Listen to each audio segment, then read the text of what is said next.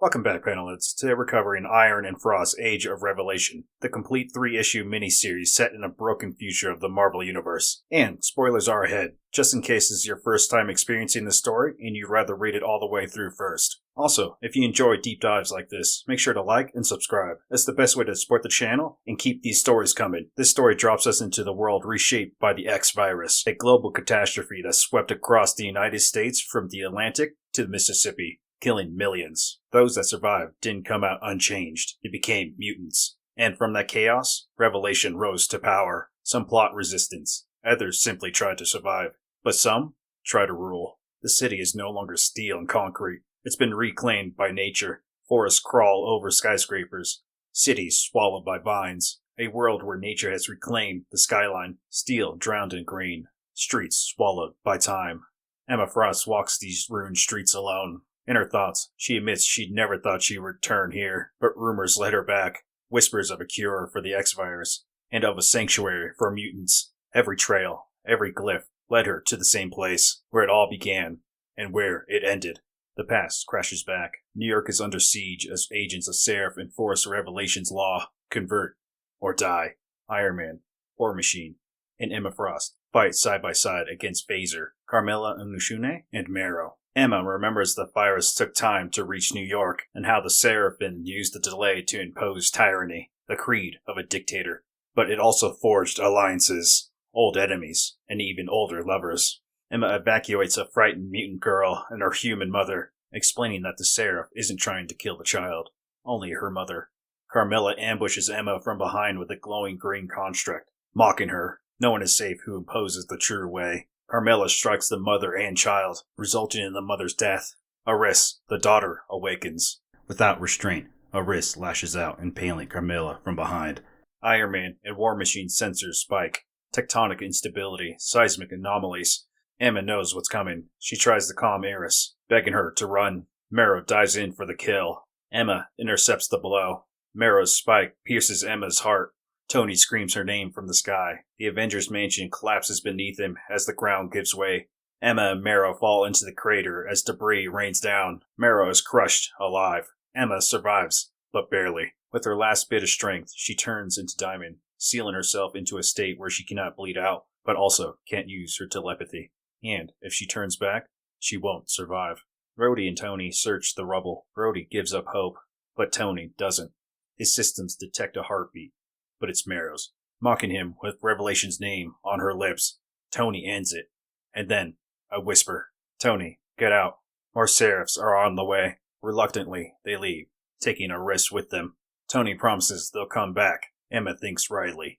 Of course he thought she'd wait to be rescued, but she didn't. She dug herself out, inch by inch, never leaving Diamond form. Emma searches west for the X-Men, but she finds nothing. She stands before the ruins of the Avengers Mansion, now branded with the Hellfire Club's symbol. Stone pillars grab her wrists from behind. While the face is older, it's a wrist, now called Landslide. Emma learns the rumors were true, and if Iron Man still lives, he might be able to fix her broken heart. Then we see the eyes glow. Iron Man steps into the light, but he is no longer Iron Man. He is the Iron King. Tony didn't hide from Revelation. He simply evolved. A failure in the Mark 74 filtration system forced a permanent merger. Emma reaches out tenderly, and Iron King grips her wrist, warning her not to touch him. Suddenly, Rhodey arrives under attack by Phaser, now more powerful than ever. Landslide reveals the truth. Rhodey is her father. Iron King refuses to help.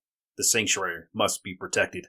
War Machine is blasted into the crater. Iron King grabs Emma's shoulder, leaving Emma to strike Iron King, reminding him she doesn't like being touched either. Rescuing Rhodey inside, she sees the sanctuary clearly now. Not a refuge, a workshop. Mutants in containment fields. Rhodey admits the truth. He's overheating, mutagenic levels spiking. He won't make it. Iron King releases Rhodey from Model 13. Phaser grabs Iron King, and Iron King annihilates him without hesitation. We hear a system voice. Seraph, eliminated. Landslide injects Rhodey with Retrogen, but it's failing. The virus is adapting. Iron King moves to isolate him. Landslide begs for more time. Iron King raises his glowing palm. Rhodey protects his daughter, unleashing a new surge of energy. And suddenly, Tony's voice breaks through. Emma? You're alive. For a moment, the man is back. Then the machine reasserts its control. A failsafe is initiated. Total sterilization. Iron King begins to go critical. Emma withstands Rhodey's burning heat. She injects Rhodey again, stabilizing him. The countdown pauses. For now. But Tony is gone. Landside reveals the truth. Tony isn't merged. He was consumed. Iron King is built from a digital copy of his mind. Tony is merely a ghost. Rhodey's body begins flaring again. Emma begs Tony to forget the program. Tony agrees and vaporizes Rhodey to save the world. Emma is speechless in shock. Landslide attacks Iron King, but fails. Emma is thrown into the stasis field. Test subjects escape. Iron King begins euthanizing them. Then, the War Machine suit activates. It's Tony's voice again. Tony bonds the suit to Emma. Overdue for some quality time. Tony reveals the truth. The last mission recovered a black market tech, a temporal emitter, for time travel. Not to save the world, but to save Tony Stark. War Machine zooms in for Emma to see the core of Iron King. It's Firestar, frozen at the brink of nuclear meltdown to power Iron King. Iron King determines survival is impossible. A final countdown begins. Emma grabs Iron King and flies them into the sky, locking him in place. She deactivates her diamond form. Blood pours from her mouth, but she reaches Tony's mind, finding him, bringing him back. For just one moment, Tony, trapped in Iron King's suit, tears up about Emma.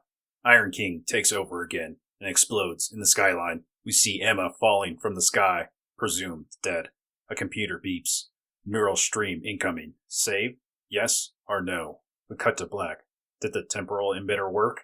And that's Iron and Frost, Age of Revelation. It isn't a perfect story. It's rushed in some places, uneven in others, and not everyone connects with it. But there's real emotion here. Big ideas, hard choices, and a tragic love story buried beneath a dystopian future. If you're a fan of alternate timelines, morally broken heroes, or Emma Frost at her most resilient, it's worth checking out. And if you enjoyed this breakdown, make sure to like, subscribe, and share with another comic book fan. That's how our Panelhead community keeps growing and lets us keep covering stories like this. Other than that, Panelheads, we will see you again when we cover another one of our favorite comic book stories from over the years.